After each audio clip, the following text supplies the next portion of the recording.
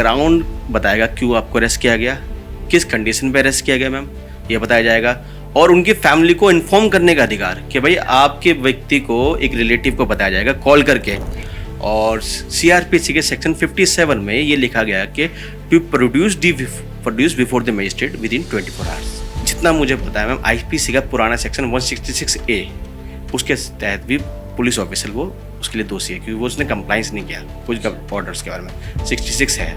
अभी कुछ कॉमेडियंस को लेकर कुछ खबरें सामने आई थी, ठीक है। उसमें ये कहा गया कि राइट टू, अगर आपको स्पीच है तो आप कुछ भी बोल नहीं सकते हैं। तो अगर क्या ऐसे में गिरफ्तारी होना संभव है या नहीं होती गिरफ्तारी?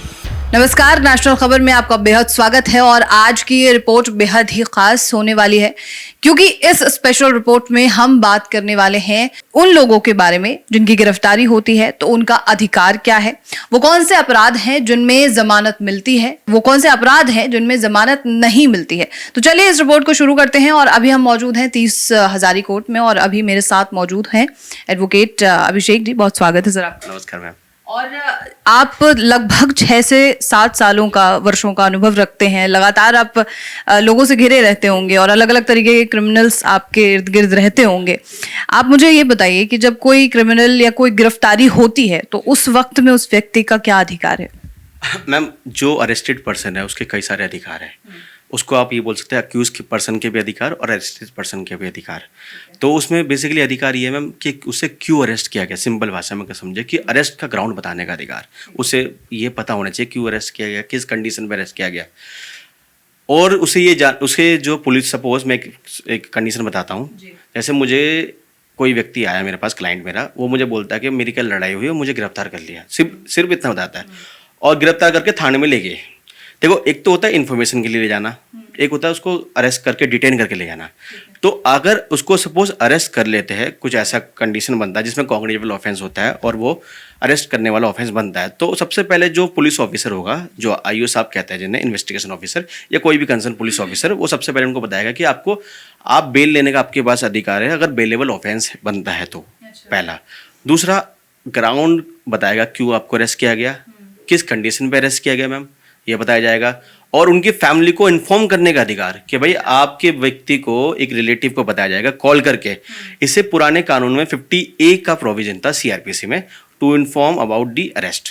ठीक, ऑब्लिगेशन है, ये ऑब्लिगेशन है आईओ साहब के पास या पुलिस ऑफिसर के पास कि वो बताएगा क्यों अरेस्ट किया गया।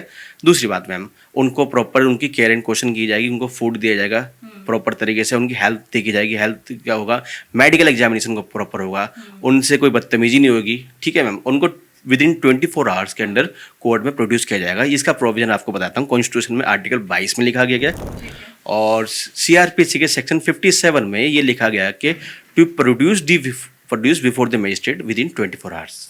जी मैम। 24 घंटों के अंदर में किसी भी जिनकी गिरफ्तारी हुई है उनको कोर्ट में ले आना है। मान लीजिए एक कंडीशन है कि जिस व्यक्ति की गिरफ्तारी हुई उसके साथ कोई हैरेसमेंट हुआ, तो उस वक्त में वो जिनकी गिरफ्तारी हुई है, जिसकी गिरफ्तारी हुई है, वो क्या कर सकता है? जी मैम 24 आवर्स का जो प्रोविजन है वो बेसिकली इसीलिए बनाया गया है कि उसके साथ कुछ गलत तो नहीं हुआ, कुछ टॉर्चर तो नहीं हुआ। NHRC, national human right commission की कुछ गाइडलाइंस है मैम, सुप्रीम कोर्ट का जजमेंट है इस पे मैम, कि अगर कोई भी व्यक्ति अगर 24 आवर्स के साथ कुछ भी उसके साथ बदतमीजी होती है तो मजिस्ट्रेट साहब सबसे पहले ये चेक करेंगे कि क्या उसको, इवन क्वेश्चन भी पुटअप किया था प्रैक्टिकल सिनेरियो में, आप देखो तो क्वेश्चन पुटअप किया था क्योंकि कोई फ्रेश इंजरी है या नहीं है। इन केस कोई फ्रेश इंजरी है, मेडिकल इसलिए कराया जाता है मैम, कोई इंजरी आती है तो जो ऑफिसर है जिन्होंने गलती करी है तो मैम उनके खिलाफ एज पर द लॉ जो भी प्रोविजन है उसके खिलाफ उनकी कार्रवाई की जाती है मैम। तो वो अपनी शिकायत मजिस्ट्रेट साहब के सामने at the time of producing he can address his complaint और result to before the magistrate साहब। Yes ma'am. क्या ऐसा भी कंडीशन होता है कि जो ऑफिसर्स हैं वो आपको बिना बताए आपकी गिरफ्तारी कर सकते हैं? मतलब कोई भी चीज कि आपका गुनाह क्या था, क्या क्राइम किया, वो बिना बताए आपकी गिरफ्तारी हो सकती है? मैम, ये हमारे देश में तानाशाही कानून तो नहीं चल रहा मैम। हमारे देश में ये प्रोविजन है, हमारे बाबा साहब अम्बेडकर साहब ने बेहतरीन संविधान में प्रोविजन डाले, उसमें कई सारे provision, article 21 ma'am, right to live with personal liberties ma'am. तो हमारी पर्सनल लिबर्टीज इवन आपातकाल में, इमरजेंसी में भी आर्टिकल 21 को आप नहीं कर सकते मैम। आर्टिकल 19 कर सकते हैं, राइट टू फ्रीडम, जो आपको भी मिला हो, जो मुझे भी मिला होगा, ठीक है मैम। आर्टिकल 19 का वायलेशन कर सकते हैं, उसमें रोक सकते हैं, रिस्ट्रिक्शन लगा सकते हैं, और आर्टिकल 21 को नहीं कर सकते हैं। तो ये इतना बड़ा अधिकार है मैम, तो इसलिए वो आपको नहीं बताते अगर अधिकार अगर आपके साथ नहीं करते, तो वो जितना मुझे पता है मैम, आईपीसी का पुराना सेक्शन 166A, उसके तहत भी पुलिस ऑफिसर वो उसके लिए दोषी है, क्योंकि वो उसने कंप्लाइंस नहीं किया कुछ ऑर्डर्स के बारे में। 66 है। अभिषेक जी, इसके बारे में तो हमने बात की ही, लेकिन अब आपसे ये जानकारी लेनी है कि वो कौन से अपराध हैं जिनमें जमानत मिलती है, बेल पे आते हैं लोग, और कौन से ऐसे अपराध हैं जिसमें बेल मिलना मुश्किल हो जाता है।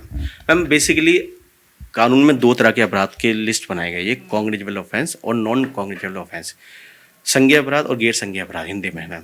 तो जो संज्ञेय अपराध है यानी कॉग्निजेबल ऑफेंस है, उसमें एफआईआर मैंडेटरी है रजिस्टर्ड करना। ये ललिता कुमारी ऑनरेबल सुप्रीम कोर्ट ने ललिता कुमारी वर्सेस स्टेट ऑफ यूपी में कहा था कि आपको कॉग्निजेबल ऑफेंस में एफआईआर दर्ज करनी मैंडेटरी है मैम, ठीक है।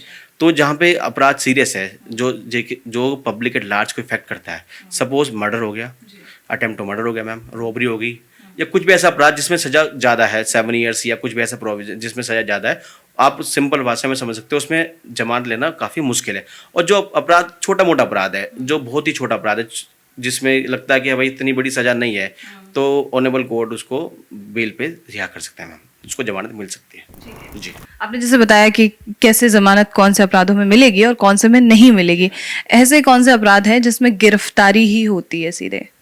हम गिरफ्तारी उन अपराधों में होती है जिसमें आप ये समझ लीजिए वो पब्लिक एट लार्ज को इफेक्ट करता हो मैम, जो हमारी कंट्री के लिए खतरनाक हो।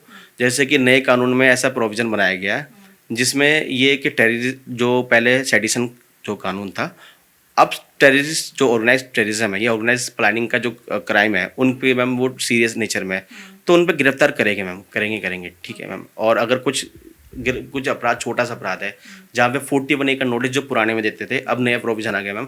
41A का नोटिस बेसिकली ये है मैम कि to appearance before the police officer, जब भी उसको बुलाया जाए तो 41A का नोटिस दिया जाता है मैम। तो उसमें गिरफ्तारी करना मैंडेटरी नहीं है मैम, उसको छोड़ भी सकते हैं, थाने से बेल दे सकते हैं, उसे बोलते हैं कच्ची बेल मैम।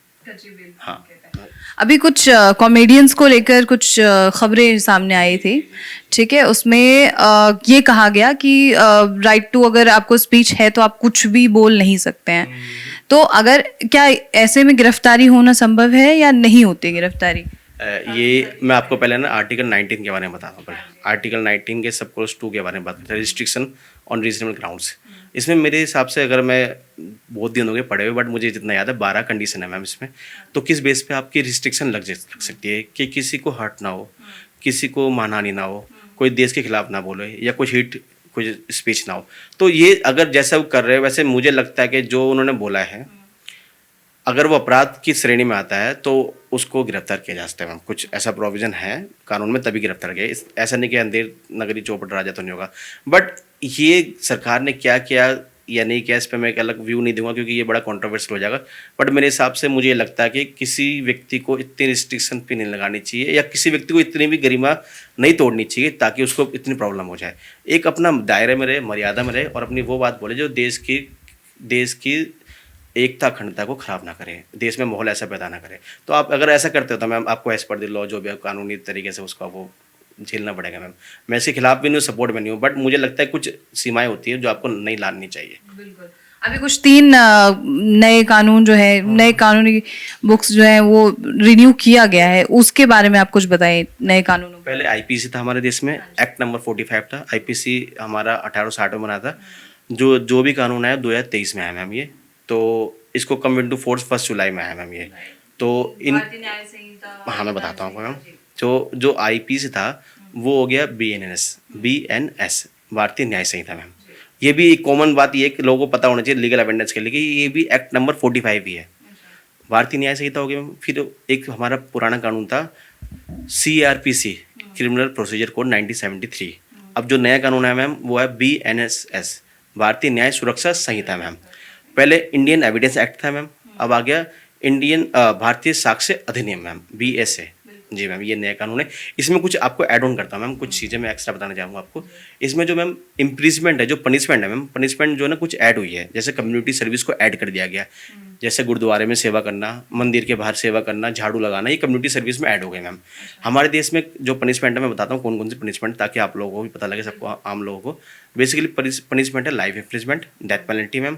और दो तरह की पनिशमेंट होती है, वो होती है रिगोरियस इम्प्रिजमेंट और एक होती है simple imprisonment. Rigorous imprisonment means ma'am hard labour के पत्थर तोड़ना, और सिंपल इम्प्रिजमेंट सिंपल मैम। और एक फोरफीचर ऑफ प्रॉपर्टी को वो करना, अटैचमेंट ऑफ प्रॉपर्टी हो गया, और एक फाइन। अब जो ऐड हुई है मैम वो हुई है कम्युनिटी सर्विस को ऐड कर दिया गया।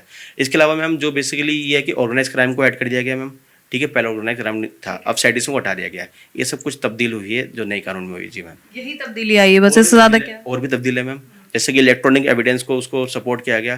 पहले मैम डीवीआर या कुछ, जैसे सपोज सीसीटीवी कैमरा आपका, सीसीटीवी कैमरा लोगों को समझ में आया कि कैमरा की वीडियो बनाई उसने, और पहले जो ऑनेबल कोर्ट थे उसके प्राइमरी एविडेंस में उसको डिवोर्स उसको मांगते थे बेसिकली कि वो उसका डीवीआर मंगाइए, तो नहीं होता तो सेकेंडरी एविडेंस ट्रीट करते थे। बट अब इलेक्ट्रॉनिक मीडियम और इलेक्ट्रॉनिक डॉक्यूमेंट्स में ये ऐड हो गई है चीज़ें मैम नए कानून में, कि अगर आपके पास किसी भी तरीके से वन पर्सन ने बनाई है या दूसरे बंदन ने बनाई है और उस किसी मीडियम से आपके पास ट्रांसफ़र हुई है, ट्रांसक्रिप्ट कुछ भी हुआ है, तो वो आप वो कानूनी तौर पर वो एडमिसिबल है, उसकी परमिसिबल है, उसका पूरा राइट है। जी मैम, ये नहीं ऐड हुआ है। कहीं से भी आया हो आप, वो सोर्स का कोई ज़रूरी नहीं है, हाँ कुछ भी सोर्स रहो, बट आपके पास है वो, उसकी वैलिडिटी है मैम।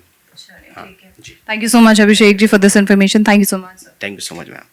तो ये थी पूरी जानकारी 3 नए कानूनों के बारे में। और 3 नए कानून तो जो है वो पहले ही लागू हुए हैं, लेकिन अभी आजकल हमारे देश में काफ़ी सारी ऐसी चीज़ें अब धीरे धीरे आना शुरू हो गई हैं, चाहे कॉमेडियंस हों या फिर अन्य लोग हों, तोड़फोड़ कर रहे हैं, हनन कर रहे हैं कई चीज़ों का।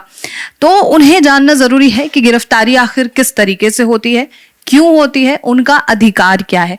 इस एपिसोड को बनाने का मकसद ये था कि आपको समझाया जाए कि जब आपकी गिरफ्तारी हो तो उस वक्त आपको क्या करना चाहिए। बहरहाल आपके मन में अगर कोई सवाल हो तो वो आप हमें ज़रूर बताइएगा, और ऐसी तमाम खबरों के लिए अपना आशा खबर के साथ बने रहिए।